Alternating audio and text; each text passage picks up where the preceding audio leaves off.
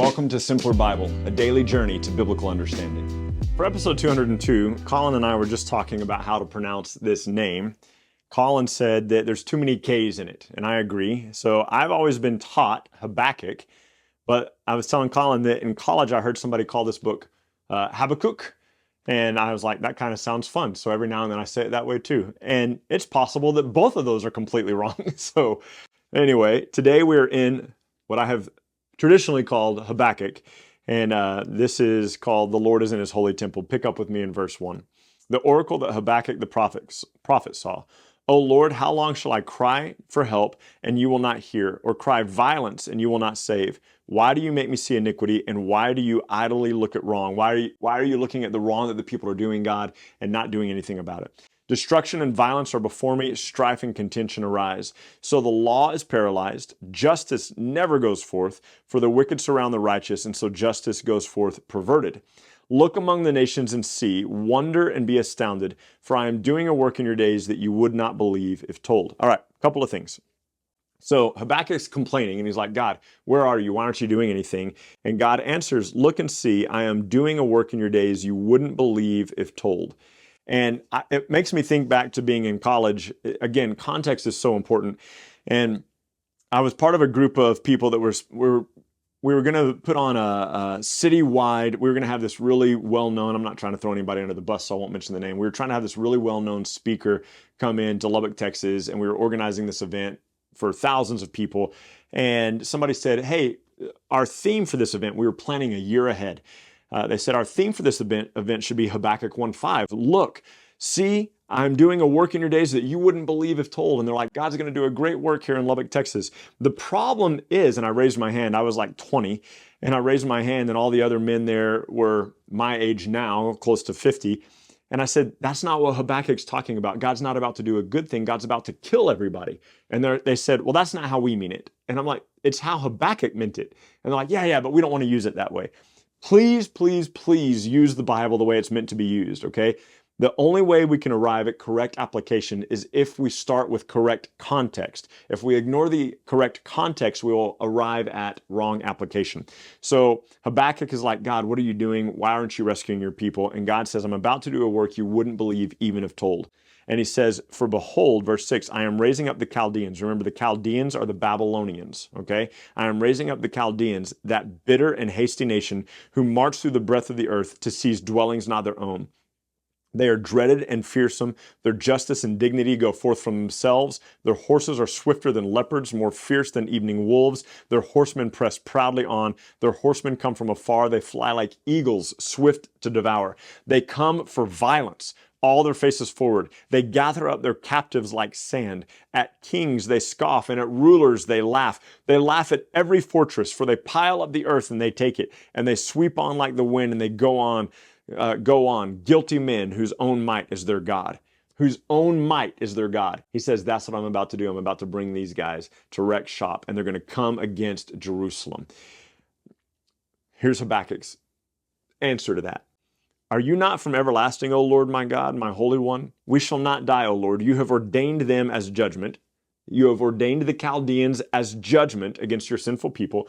And you, O rock, have established them for reproof, for correction. So Habakkuk is able to see, you're bringing the Babylonians against us because we've been rebellious people. And this is our judgment, and this is correction for us because we've rejected you. You, God, who are of pure eyes than to see evil, cannot look at wrong. Why do you look idly at the traitors and remain silent when the wicked swallows up the man more righteous than he? So he says, these wicked people, they're wicked. We're more righteous than the Babylonians, and you're going to use them to swallow us up? Why would you do that?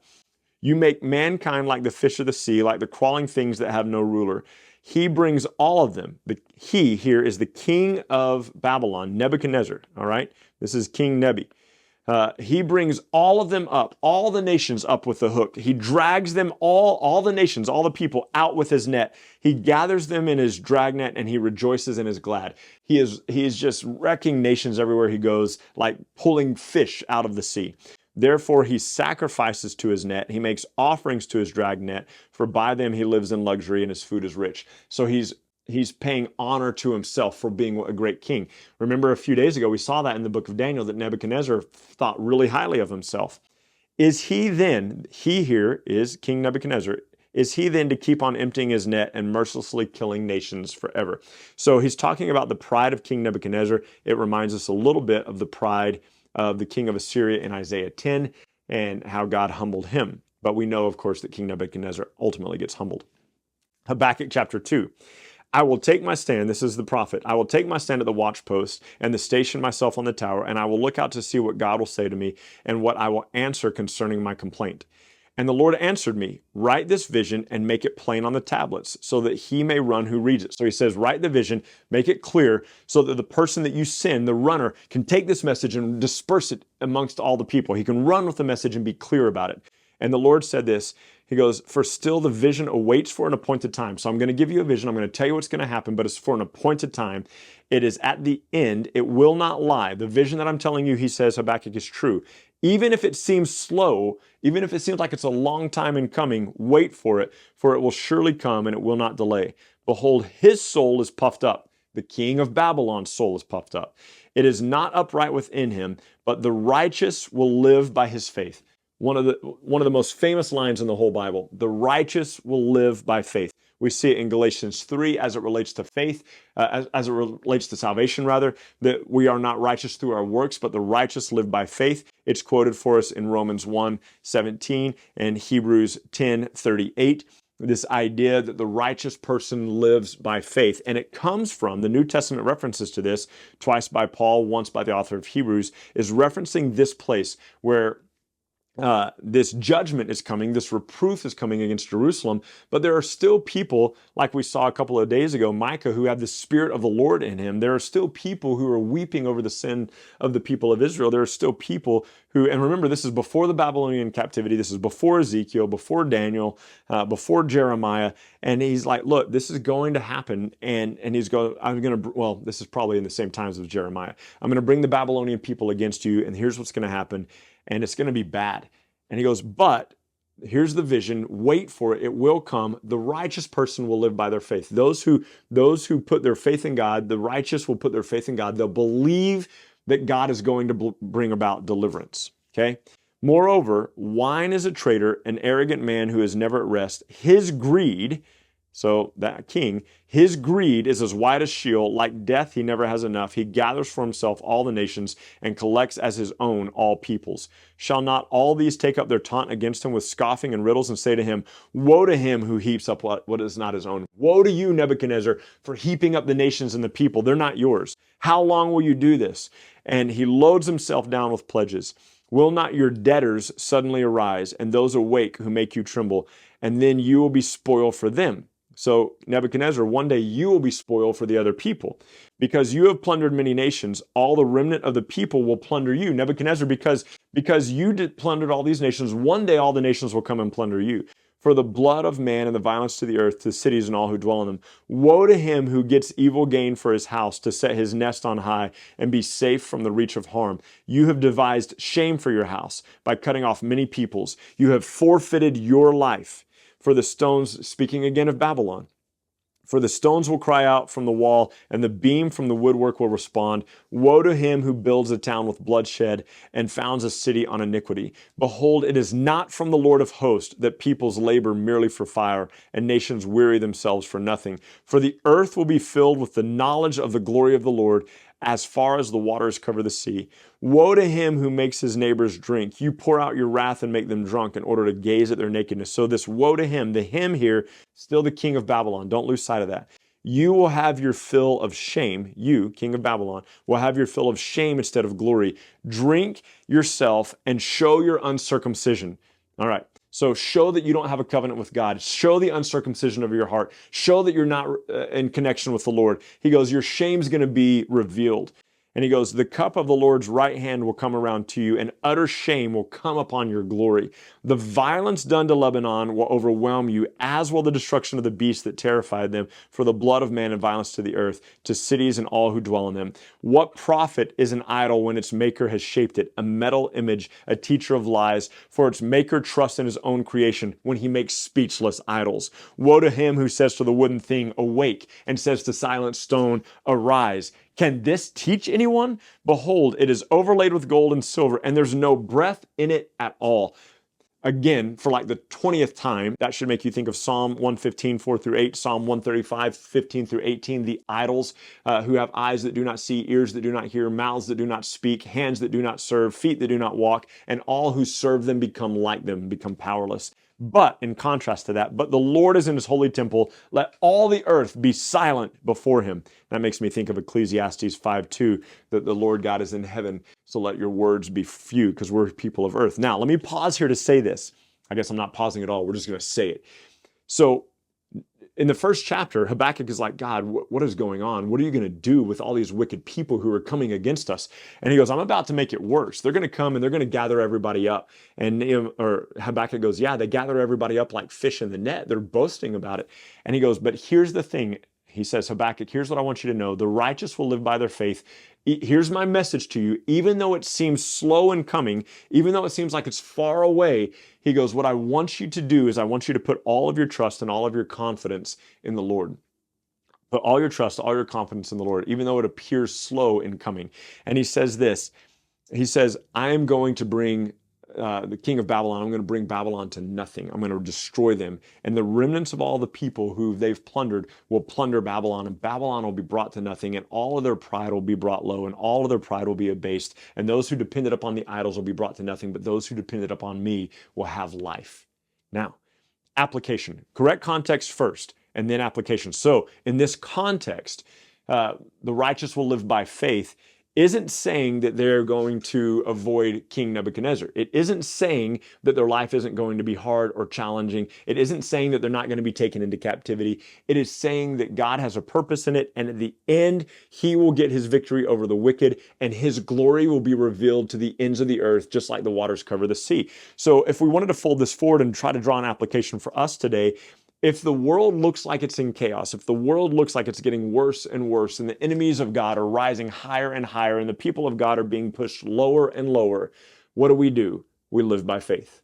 In the midst of all this suffering, in the midst of all this sorrow, in the midst of all this pain, we live by faith. Because we know that at the end, God will bring about vindication, and he will bring his enemies to nothing, and he will raise up the righteous, and they will be brought into his fellowship. And those who have served those that are not gods, idols, of statues of wood and gold and stone, those will be brought to nothing, and then we will be brought into the presence of the Lord. And so the righteous live by faith. It is through faith that we endure. Now, chapter 3 is the end of Habakkuk. It's his prayer. And he says this, having heard God's answer, that God will bring vindication, that God will bring relief, even though it seems like it's far out, even though it seems like it's a long way off.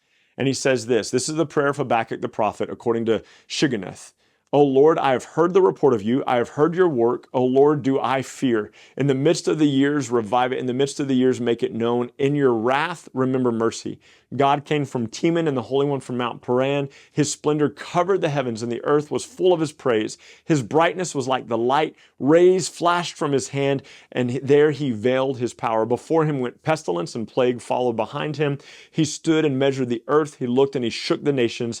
Then the eternal mountains were scattered, and the everlasting hills sank low. His were the everlasting ways. I saw the tents of Cushan in affliction. The curtains of the land of Midian trembled. Was your wrath against the rivers, O Lord? Was your anger against the rivers, or your indignation against the sea, when you rode on your horses and on your chariot of salvation? You stripped the sheath from your bow. You called for many arrows. You split the earth with the rivers. The mountains saw you and writhed. The raging waters swept on. The deep gave forth its voice. It lifted its hands on high. The sun and the moon stood still in their place. At the light of your arrows they sped. At the flash of your glittering spear. You marched through the earth in fury. You threshed the nations in anger. You went out for the salvation of your people, for the salvation of your anointed. You crushed the head of the house of the wicked, laying him bare from thigh to neck. This has not happened yet. He's seeing this. He's knowing that God is going to do this. You pierced with his own arrows the heads of his warriors, who came like a whirlwind to scatter me, rejoicing as if to devour the poor in secret. You trampled the sea with your horses and the surgings of mighty waters. So Habakkuk goes, everything right now is chaos. Everything right now is bad. Nebuchadnezzar, the king of Babylon, is drawing up all the nations in his dragnet. He's destroying the nations. But I see that you will vindicate yourself. You will come down out of the heavens. You will show your power. You will show your glory. You will deal with your enemies. And then he says this, most famous verses of all of Habakkuk. I hear this, and my body trembles. My lips quiver at the sound. Rottenness enters my bones. My legs tremble beneath me. He's seeing the presence of the Lord come, and it's causing him to quake. Yet I will quietly wait for the day of the Lord, for the day of trouble to come upon the people who invade us. So he goes, I hear this, my body trembles, my lips quiver, rottenness enters my bones. So he's trembling probably here at King Nebuchadnezzar, probably. And he says, but I will wait quietly for the day of the trouble to come upon the people. So he goes, God, I'm going to wait for you to do what you said you were going to do.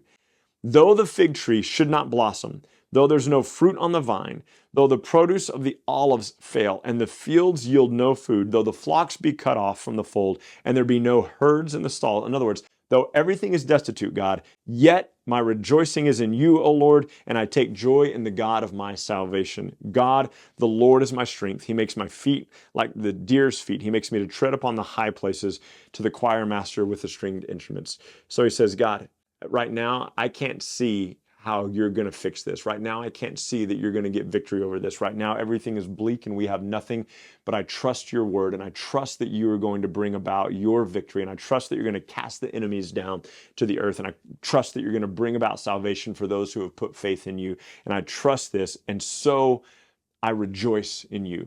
And so that's our application. Though everything should look like it's falling apart, we trust what we have been told by God, that one day Christ will come back and he will bring vindication for the righteous, and he will uphold the righteous and cast down the wicked.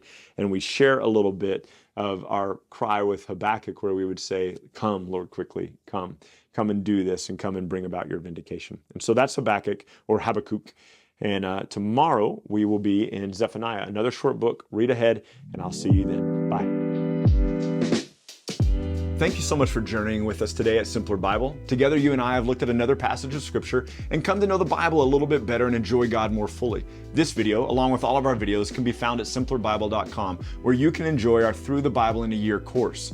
You can also enjoy a wealth of resources, blog posts that take you a little bit deeper into the text, a Bible study format that you can use with your small groups or your family, and we're creating new content all the time, all with the commitment to help us be people who know and enjoy God more fully.